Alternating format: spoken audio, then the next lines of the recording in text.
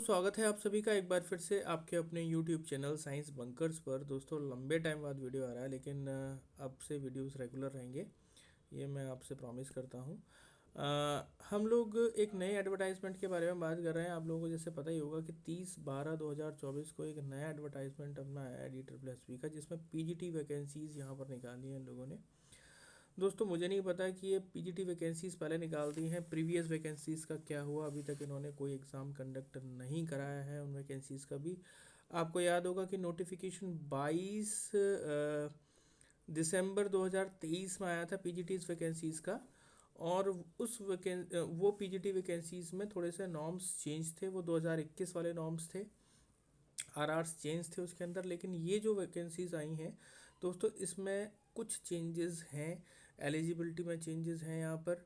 और जो नॉर्म्स हैं वो 2023 के हैं, इन्होंने RR अपने रिवाइज़ किए हैं दोस्तों। तो उसी बारे में बात करेंगे इस वीडियो में कि क्या क्या चेंजेस यहाँ पर आए हैं। तो अब देख लेते हैं दोस्तों क्या क्या वैकेंसीज़ आई हैं PGTs में। PGT हिंदी की वैकेंसीज़ आप देख सकते हैं। PGT हिंदी की वैकेंसीज़ UR में 51 है फॉर मेल्स एंड 7 है फॉर फीमेल्स। दोस्तों पोस्ट कोड रहने वाला है A24/24। तो यहाँ वैकेंसीज़ हिंदी की अच्छी हैं। मेल कैटेगरी में तो बहुत अच्छी खासी वैकेंसीज़ हैं, 70 वैकेंसीज़ बहुत होती हैं दोस्तों। इसके बाद बात करें PGT मैथ्स मेल की, तो 10 वैकेंसीज़ हैं और फीमेल में सिंगल वैकेंसी है UR की। तो अगर टोटल बात करें तो 21 वैकेंसीज़ मैथ्स की यहाँ पर आई हैं दोस्तों, मैथ्स में इस बार।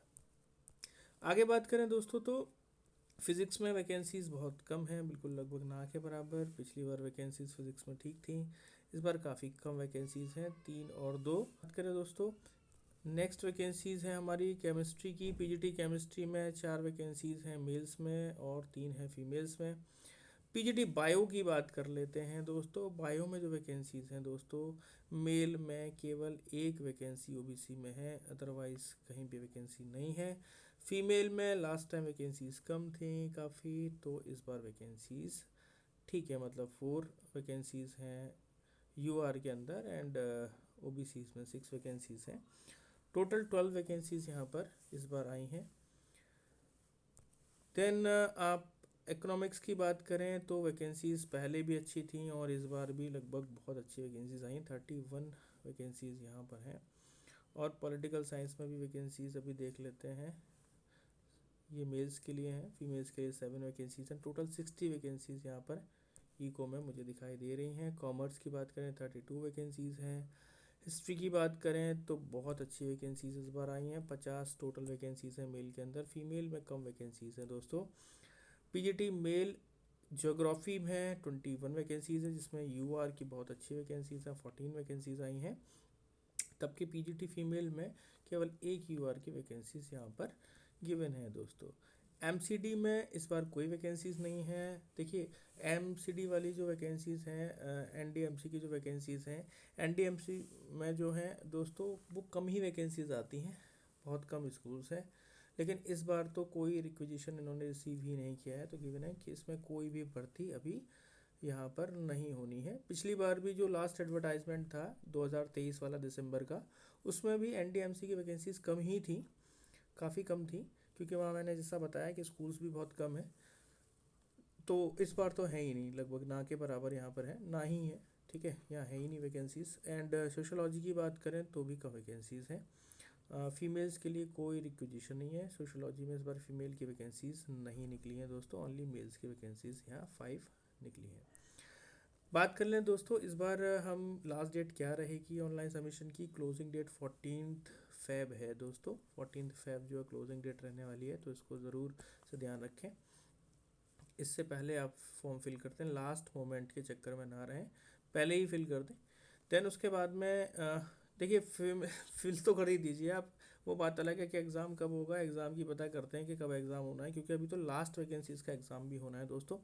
लेकिन ये बात पक्की है कि एग्ज़ाम्स कंबाइंड नहीं होंगे दोस्तों। ऐसा नहीं होएगा कि जो प्रीवियस वैकेंसीज निकली थी वो इसी के साथ में हम लोग मर्ज करके एग्ज़ाम कंडक्ट करा देंगे, ऐसा DSSB भी नहीं करेगा।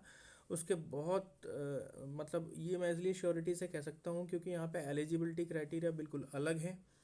उस एग्ज़ाम में RRs अलग थे, तो वहाँ एलिजिबिलिटी क्राइटेरिया अलग थे। जो वो पोस्ट कोड था, मैं दिखा देता हूँ आपको उसको भी, ठीक है, मैं दिखाता हूँ। देखिए दोस्तों, ये वो एडवर्टाइजमेंट है जिसकी मैं बात कर रहा हूँ आपसे बार बार। ये देखो 22 दिसंबर 2023 को आया था एडवर्टाइजमेंट, और यहाँ पर आप देखिए कि सेम ही टाइम पे आया था, मतलब 1 साल से ज़्यादा हो गया बल्कि। तो यहाँ पे आप देखो कि जो नॉर्म्स है दोस्तों, नॉर्म्स में यहाँ पर आप देखेंगे कि यहाँ जो एज थी दोस्तों, है ना, देखो आप एज देखो, एज थी बिलो 36 ईयर्स। एज लिमिट देख रहे हैं आप, यानी पीजीटीज के लिए ही एज जो थी वो 36 ईयर्स के नीचे थी। लेकिन अब नया एडवर्टाइजमेंट आपको दिखाता हूँ, देखो आप, ये देखिए दोस्तों, ये पोस्ट कोड 824, ठीक है, बाय 24, और यहाँ हिंदी से मेल का है। तो देखो आप, मैं आपको दिखा देता हूँ। एज लिमिट देखो आप, नॉट एक्सीडिंग 30 ईयर्स, देखो आप। तो यहाँ पर देखो एज एकदम से बहुत कम कर दी है। तो इसका मतलब ये हुआ कि जो कैंडिडेट्स ने फॉर्म अब फिल कर रहे हैं ना, जो नए एडवर्टाइजमेंट के अकॉर्डिंग, वो केवल और केवल वही कैंडिडेट्स होंगे जिनकी जो एज है वो फॉर्म फिल करते समय 30 से कम रहेगी। ठीक है, मेरी बात ध्यान दीजिएगा। फॉर्म फिल करने तक, यानी कि बाई, ये जो आपका एडवर्टाइजमेंट इशू हुआ है, ये आपका 30 दिसंबर 12 को हुआ है।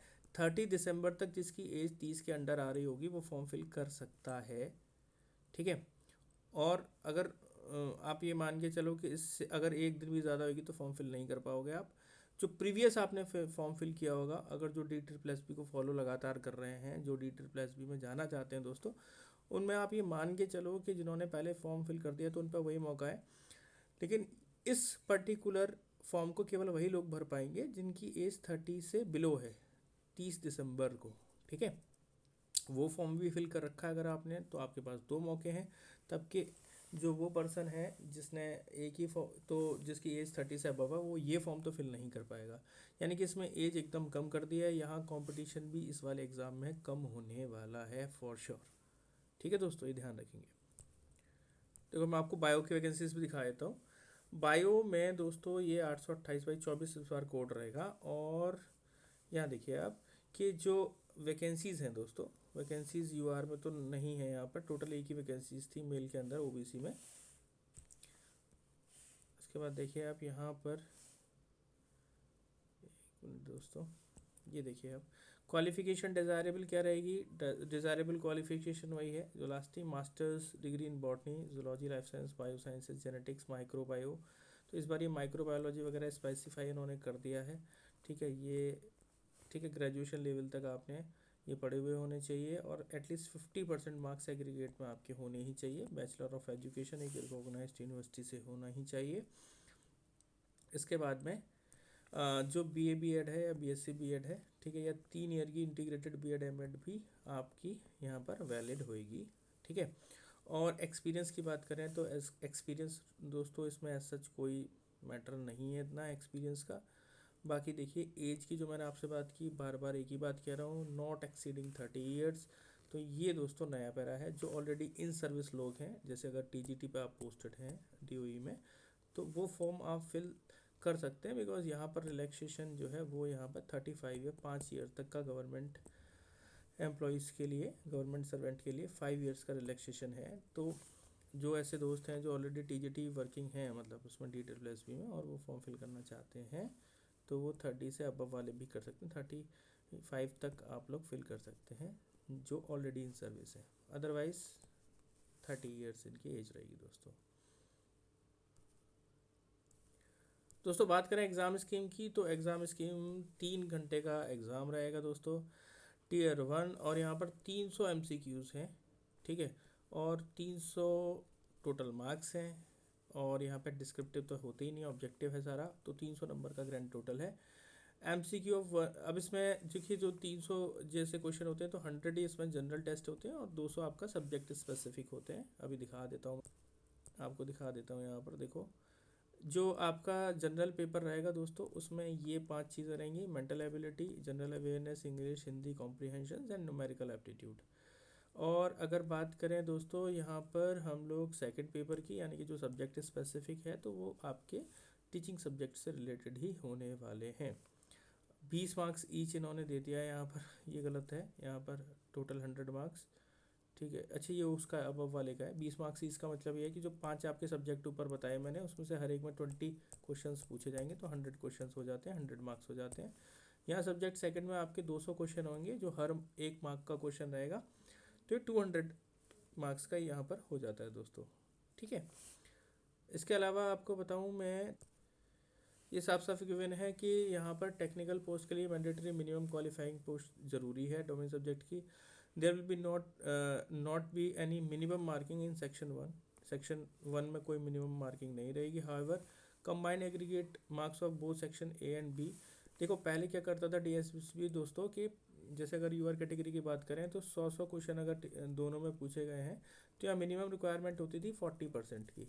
अब ये रिक्वायरमेंट इन्होंने हटा दी है। पहले 40-40 दोनों में सेक्शंस बनाने पड़ते थे, यानी कि आपका एक भी सेक्शन क्वालिफाई नहीं हुआ है तो आप डिसक्वालीफाइड माने जाते थे। दोनों में अलग अलग आपको 40-40 एटलीस्ट स्कोर करना ही होता था, लेकिन अब ये क्राइटेरिया हटा दिया है। मिनिमम सब्जेक्ट वाइज क्राइटेरिया नहीं है, लेकिन दोनों सेक्शंस का मिला के आपका कंबाइंड एग्रीगेट बनेगा। नेगेटिव मार्किंग भी है दोस्तों 0.25 की, यानी कि 1/4 0.25 marks for each incorrect answer, यानी कि अगर आपने 5 क्वेश्चन किए उसमें से 4 सही हैं, ठीक है, और एक क्वेश्चन गलत है, ठीक है, तो आपके जो 4 सही हैं क्वेश्चन, तो 4 के आपके 4 मार्क्स हो गए, और एक गलत है तो इसमें से आपके जो डिडक्ट होंगे वह 0.25 यानी 3.75 मार्क्स आपको यहाँ पर मिलेंगे इसमें, ठीक है दोस्तों। इस तरीके से आपका ये एग्ज़ाम पैटर्न रहने वाला है। दोस्तों इसके रिगार्डिंग मैं नेक्स्ट आपके ये भी लेकर के आऊँगा क्वेश्चंस वगैरह, और आपको प्रैक्टिस कराऊँगा। DSSB की तैयारी जोरों शोरों से करेंगे पीजीटी पोस्ट के लिए, ठीक है। स्पेसिफिकली मैं पीजीटी बायो के लिए ही वीडियोस लाऊंगा, कोशिश करूँगा कि जो टीजीटी के है वो भी लाऊँ। मेरे बहुत सारे वीडियोस ऑलरेडी टीजीटी साइंस के पड़े हुए हैं मेरे इस पर चैनल पर। मैंने पहले बहुत सारे स्टूडेंट्स के साथ में बात की, बहुत सारे सिलेक्शंस भी हुए हैं 2022 के अंदर।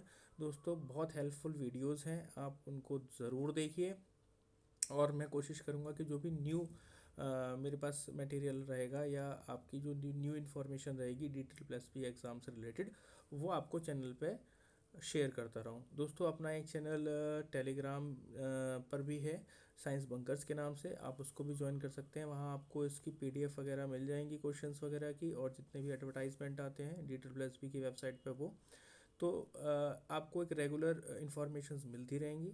आप उसको चैनल को ज्वाइन कर लीजिएगा, ठीक है। लिंक मैं आपका डिस्क्रिप्शन में डाल दूँगा। Thank you for supporting science bunkers. Thank you दोस्तों।